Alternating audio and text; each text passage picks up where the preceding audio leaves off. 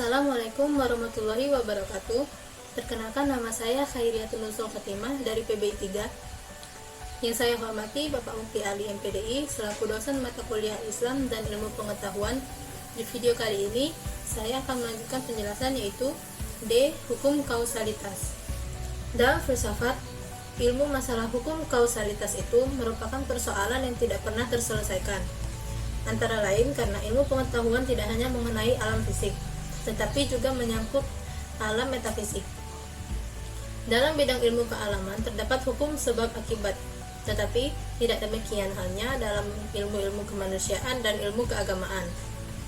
Dalam tradisi berpikir barat yang sekuler, terdapat aliran filsafat dualisme atau aliran serba dua. Misalnya dualisme badan dan jiwa, dan dualisme antara bebas dan tidak bebas mengenai manusia. Filsafat dualisme itu dimantapkan oleh René Descartes yang membedakan antara res ekstensi atau hal-hal yang memenuhi ruang dan res cogitans atau hal-hal yang dipikirkan. Dan kemudian dikembangkan polarisasi ilmu ke dalam dua kelompok yang dipelopori oleh William Dilthey.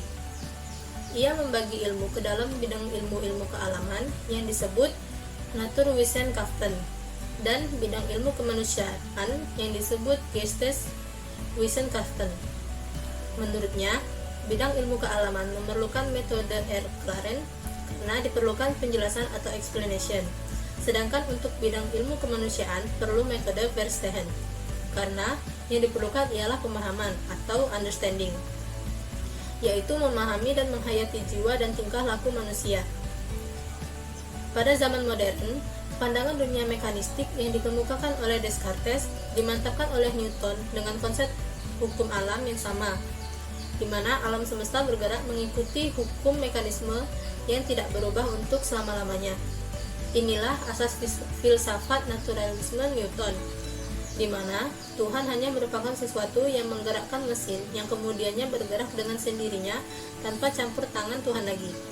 Selain itu, salah satu ciri ilmiah yang sangat dibanggakan oleh umumnya ilmuwan barat ialah penekanan yang berlebihan pada sifatnya yang objektif, sehingga mengabaikan sifat subjektivitas yang terdapat pada manusia.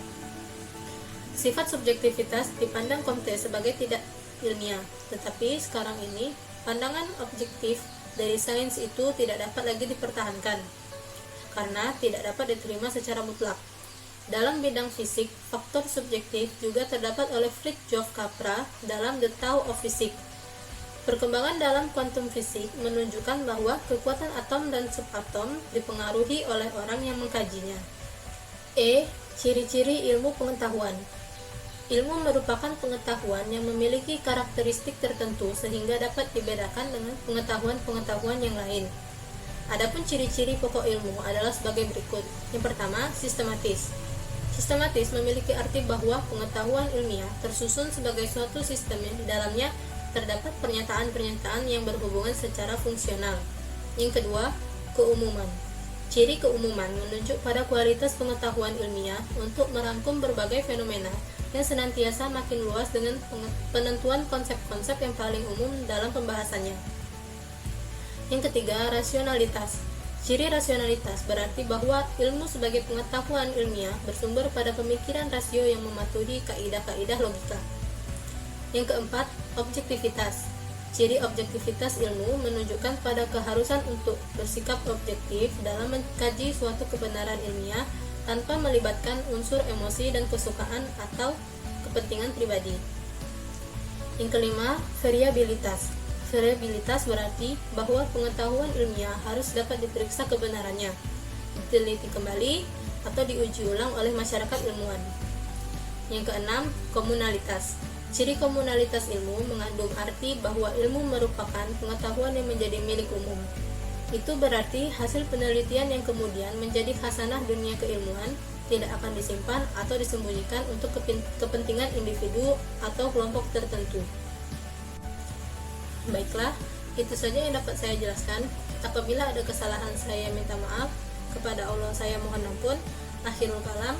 Nun wal qalami wa ma yasturun. Wassalamualaikum warahmatullahi wabarakatuh.